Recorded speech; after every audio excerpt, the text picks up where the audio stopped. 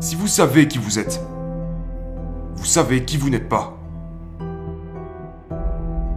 Si vous ne savez pas qui vous êtes, n'importe qui pourra vous attribuer une identité et vous vous transformerez en ce que ce n'importe qui voudra que vous soyez. C'est ce qui se passe pour la plupart des gens. Ils se laissent influencer par les gens de leur entourage et finissent par devenir ces gens.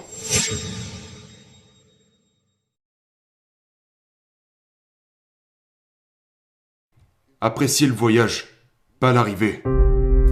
La plupart des gens retardent leur bonheur. Ils se disent, quand j'arriverai à ce niveau, quand j'aurai mon diplôme, quand j'aurai des enfants, quand je serai marié, alors je serai heureux. Profitez du voyage, profitez de chaque étape, de tout le processus. Efforcez-vous de, peu importe ce que vous recherchez. De toute façon, vous devez avoir des objectifs.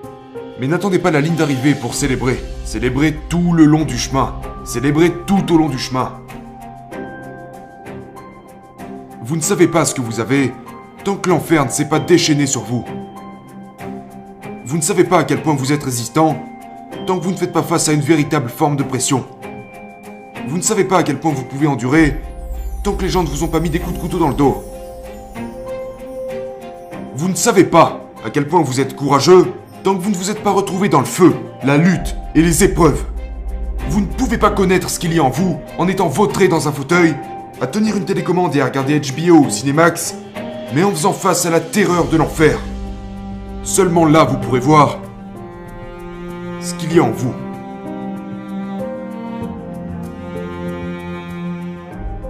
Très souvent, nous avons tous un minimum de talent dans un domaine. Mais ça ne veut pas dire que vous devez forcément y aller et faire cette chose. Vous devez comprendre que la vocation est à l'origine de l'alchimie qui existe au sein de la vie. Vous n'avez peut-être pas beaucoup de talent pour une chose, mais laissez-moi vous donner un exemple, parce que je suis en train de m'embrouiller là. Laissez-moi vous donner un exemple. J'ai du talent en tant que musicien. Je peux jouer du piano. Pas suffisamment pour être un maestro, mais j'ai un minimum de talent dans ce domaine. Ce qui ne veut pas dire que c'est ma vocation pour autant. Je dis souvent ça à mes enfants. Vous pouvez commencer à travailler sur quelque chose qui n'est pas la chose pour laquelle vous avez été créé. Mais c'est peut-être la chose qui vous mènera à celle pour laquelle vous avez été créé. Vous comprenez ce que je dis? Donc vous ne pouvez pas. Ne vous arrêtez pas là où vous êtes, comme si c'était votre destination, quand en fait, en réalité, ce que vous pensez être votre destination est peut-être ce qui vous transportera à la chose pour laquelle vous avez été créé. Vous devez posséder votre propre bonheur. Détachez-le des autres. Ce ne sont pas les autres qui feront votre bonheur. Vos enfants ne vous rendront pas heureux. Votre épouse ne vous rendra pas heureux. Une grande maison ne vous rendra pas heureux. Soyez propriétaire de votre bonheur. Tenez-vous responsable de faire toutes ces choses qui vous apportent de la joie dans votre cœur. Indépendamment de la vie, des gens, de l'argent et tout ça. Parce que toutes ces choses ne vous apporteront pas nécessairement le bonheur. Vous devez prendre la responsabilité de cette paix et cette joie qui vit à l'intérieur de votre cœur et pas à l'intérieur de votre matériel.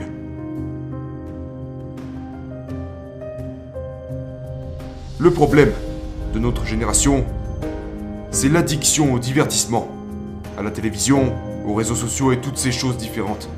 Nous vivons à une époque où l'abrutissement est devenu la norme.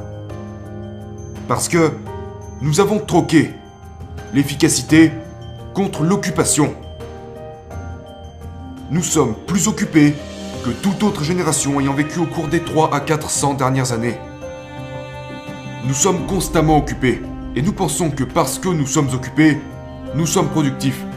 Mais j'aimerais que vous oubliez votre emploi du temps pendant une minute pour vous demander, suis-je réellement productif?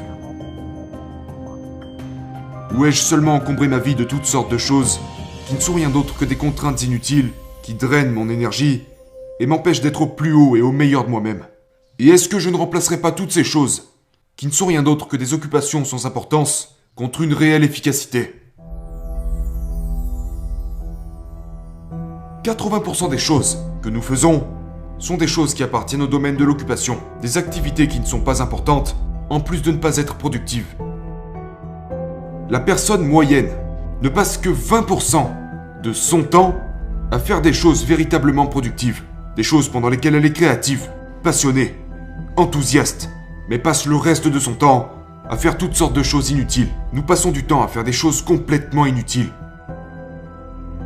Maintenant, je me demande ce qui se passerait si nous prenions tous, chacun de notre côté, les 80% des choses que nous faisons, qui ne sont rien d'autre que des occupations sans importance, et les 20% des choses que nous faisons qui sont vraiment productives et que nous inversions ces chiffres, afin de consacrer 20% de notre temps aux choses que nous devons faire et 80% de notre temps à la chose pour laquelle nous avons été créés.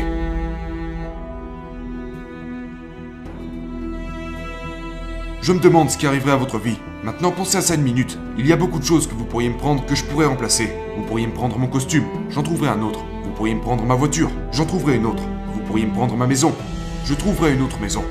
Mais quand vous me prenez mon temps, vous me prenez quelque chose qui est totalement irremplaçable. Nous prenons toutes sortes de cours de gestion financière. Nous savons comment gérer notre argent. Nous savons comment gérer nos relations, notre corps. Nous savons faire toutes sortes de choses sauf la plus importante, celle de valoriser notre temps. Vous avez besoin de 3 choses. Une vision, des objectifs et un pourquoi. Voilà ce que vous êtes. Vous êtes défini par votre vision, vos objectifs et votre pourquoi. C'est votre plan. C'est vos croyances. C'est ce en quoi vous croyez.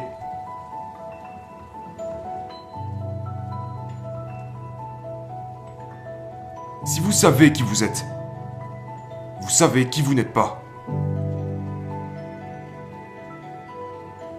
Si vous ne savez pas qui vous êtes, n'importe qui pourra vous attribuer une identité et vous vous transformerez en ce que ce n'importe qui voudra que vous soyez. C'est ce qui se passe pour la plupart des gens. Ils se laissent influencer par les gens de leur entourage et finissent par devenir ces gens. Les gens se font voler leur identité parce qu'ils ne savent pas qui ils sont en réalité. Et quand ces gens sortent de leur vie, ils se retrouvent complètement perdus parce que leur identité dépendait de ces gens. Ce problème est dû à une mauvaise compréhension de qui nous sommes. C'est à travers le désastre, c'est à travers l'adversité que notre force se développe. Si tout se déroulait tout le temps comme vous le vouliez, il n'y aurait plus vraiment de progression. Que suggéreriez-vous d'ajouter à notre vie quotidienne pour nous renforcer ? Du calme. Du calme. Nous sommes tellement occupés. Nous sommes tellement occupés que nous ne remarquons même pas que nous ne sommes pas productifs.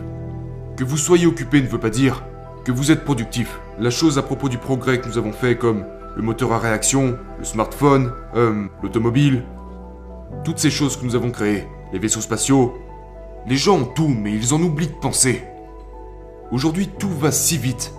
Et quand nous trouvons du temps libre, on va sur Twitter, Facebook, tout ça, c'est la mort de la créativité. Et je mets les gens au défi de revenir à la méditation. Et si vous êtes croyant, de revenir à la prière. Et si vous ne l'êtes pas, restez juste immobile. Et videz-vous la tête.